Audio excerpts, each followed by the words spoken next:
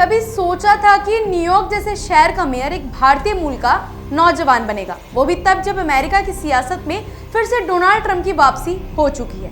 लेकिन इतिहास तो वही लिखा जाता है जहां उम्मीदें खत्म हो जाती है, और ज़ोहरान ममदानी ने वही कर दिखाया। 34 साल के इस युवा नेता ने सबको चौंकाते हुए न्यूयॉर्क सिटी के मेयर चुनाव में जीत हासिल की, और वो भी तब जब ट्रंप ने खुद खुलकर उनके खिलाफ बयान दिए थे।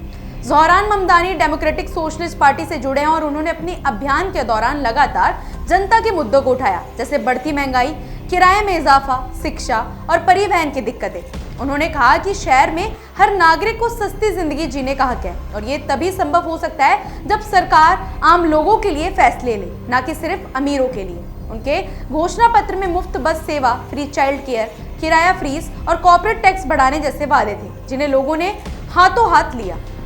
कई आलोचक उन्हें बहुत ज्यादा वामपंथी कह रहे हैं, लेकिन जनता ने उन्हें एक उम्मीद की किरण की तरह देखा है।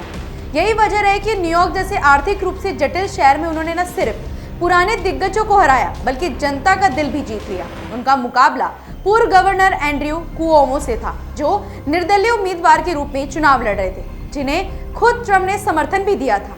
आपको बता दें कि ट्रंप ने ममदानी को कम्युनिस्ट कहकर निशाना बनाया था और धमकी दी थी कि अगर वो जीते तो न्यूयॉर्क का फंड रोक देंगे, लेकिन जनता ने इस डराने की कोशिश का जवाब वोट से दिया। ममदानी ने जीत के बाद कहा, अगर कोई शहर ट्रंप जैसे नेता को हराना सिखा सकता है तो वो न्यूयॉर्क ही है, और ये लाइन पूरे अमेरिका में गूंज उठी। चुनावी नतीजों के साथ ही डेमोक्रेटिक पार्टी को भी एक नई ऊर्जा मिली है, जो ट्रंप की सत्ता वापसी के बाद कमजोर होती दिख रही थी। वर्जीनिया में एबिगेल स्पेनबर्गर और न्यू जर्सी में मिकी शेरिल ने भी जीत दर्ज की, जिससे पार्टी का मनोबल बढ़ता जा रहा है। लेकिन असली चर्चा ममदानी की हो रही है। वो अमेरिका के सबसे बड़े शहर के पहले मुस्लिम मेयर बन गए हैं, और ये अपने आप में ऐतिहासिक पल है। चुनाव में 20 लाख से ज्यादा लोगों ने वोट डाला, जो 1969 के बाद सबसे ज्यादा मतदान था। मतदान के दिन लंबी कतारें लगी और ब्रुकलिन के पैरामाउंट थिएटर के बाहर ममदानी की जीत का जश्न मनाने के लिए हजारों समर्थक जुटे। उनकी पत्नी रमा दुवाजी ने भी वोट डालने के बाद लोगों से अपील की, लेट्स गो एनवाईसी। ममदानी की ये जीत सिर्फ राजनीति ही नहीं, बल्कि विचारों की जीत थी।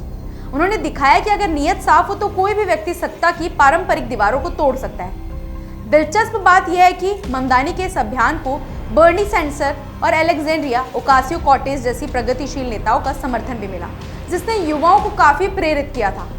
उनके समर्थन कहते हैं कि वो सिर्फ राजनीति नहीं कर रहे, बल्कि लोगों के सपनों को हकीकत में बदलने की कोशिश कर रहे हैं। वहीं आलोचक मानते हैं कि उनकी नीतियां शहर की अर्थव्यवस्था को नुकसान पहुंचा सकती है, लेकिन जनता फिलहाल इन विवादों से दूर उनकी ईमानदारी और जज्बे पर भरोसा कर रही है। इस जीत ने न सिर्फ न्यूयॉर्क की सियासत में हलचल मचा दी है, बल्कि ट्रंप के लिए भी एक बड़ा संदेश भेजा है कि अब लोग उनकी नीतियों से थक चुके हैं और बदलाव चाहते हैं।